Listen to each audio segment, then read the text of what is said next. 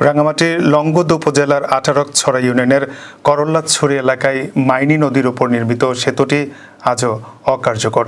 এক যুগ আগে প্রায় কোটি টাকা ব্যয় নির্মিত হলেও এখনও সম্পন্ন হয়নি দুই পাশের সংযোগ সড়ক। ফলে আশপাশের কয়েক হাজার মানুষকে প্রতিনিয়ত জীবনের ঝুঁকি নিয়ে পার হতে হয় কাঠের মই কিংবা বাঁশের সাঁকো বেয়ে।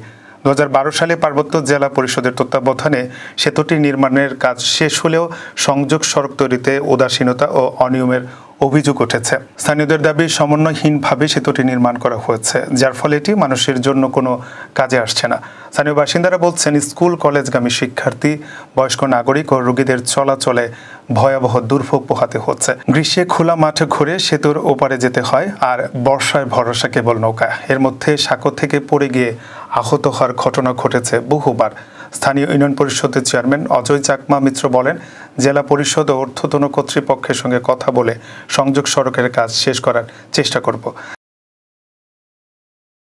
এলাকার জনগণ খুবই উপকৃত হতো। এখন আমি এই বিষয়টা নিয়ে আমি জেলা পরিষদে গেছিলাম। জেলা পরিষদে আমাদের যারা কর্মকর্তা আছেন ওনাদের সাথে সবার সাথে পরামর্শ করছি। পরামর্শ করার পর ওনারা এক পর্যায়ে টেন্ডারের প্রক্রিয়া নিয়ে গেছেন। এটা এই অর্থ বছর এবং আগামী অর্থ বছর, 2 অর্থ বছরে ওনারা কাজটা সমাপ্ত করবেন এই ধরনের আশ্বাস দিয়েছেন এবং টেন্ডারের প্রক্রিয়ায় গেছে। আশা করা যায় আস্তে আস্তে কাজটা